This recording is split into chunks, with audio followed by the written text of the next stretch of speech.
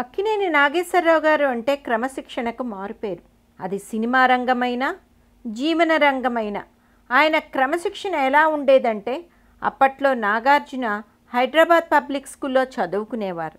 నాగేశ్వరరావు గారి ఇల్లు బంజారా హిల్స్లో ఉండేది. రోజు నాగార్జున తక్కిన పిల్లల్లాగే బస్సులో వెళ్ళమనేవారు. నాగేశ్వరరావు గారు కష్టం అంటే ఏంటో వాడికి తెలియాలి. నాగేశ్వరరావు కొడుకు కదా, రోజు కారులో వెళ్ళి వస్తాడని అందరూ వాడిని పొగుడుతారు. అది నాకు ఇష్టం లేదు. వాడు అందరిలాగే స్కూల్కి వెళ్ళాలి రావాలి అని తన భార్యకు చెప్పేవారు. ఈ బస్సు ప్రయాణం నచ్చక ఒకరోజు నాగార్జున, నాకు సైకిల్ కొనివ్వండి, అందులో స్కూల్కి వెళ్తానంటే, సైకిల్ ఏమైనా అంత చవక అని అనుకున్నావా?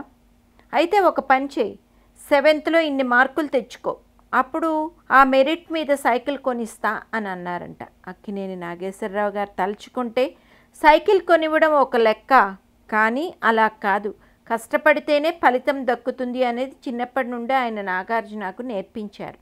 అదేవిధంగా నాగార్జున లిటిల్ ఫ్లవర్ జూనియర్ కాలేజీలో చదివేటప్పుడు కూడా సైకిల్ మీదే వెళ్ళేవారు తప్ప కారులో కాదు. నాగార్జునకు పై చదువుల కోసం ఆయన అమెరికా పంపినప్పుడు కూడా అదేదో షో చేయడానికి కాదు, ప్రపంచం ఎలా ఉంటుంది ఒంటరిగా ఉన్నప్పుడు, ఎటువంటి ఆటుపోట్లు తట్టుకోవలసి వస్తుంది, ఇలాంటి విషయాలను నేర్పడానికి పంపారు నాగేశ్వరరావు గారు. అందుకే తన ఆఖరి రోజుల్లో కొడుకులను కూతుళ్లను బాగానే పెంచాను, కానీ మనవల విషయంలో నేను పూర్తిగా ఫెయిల్ అయ్యాను అని వాపోయేవారు నాగేశ్వరరావు గారు. సుమంత్, సుశాంత్, సుప్రియ వీళ్ళందరూ కెరియర్లో ఫెయిల్ అయ్యారు, జీవితంలోనూ ఫెయిల్ అయ్యారు.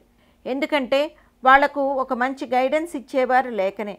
అదృష్టం అక్కినేని నాగార్జునకు, అతని అన్నయ్య అక్కయ్యలకు నాగేశ్వరరావు గారి పద్ధతులు ఉండేవి. ఆయన వాళ్ళకి ఎంతో క్రమశిక్షణతో పెంచారు. అందువల్లే వాళ్ళు ఆ మాత్రం నిలదొక్కోగలిగారు.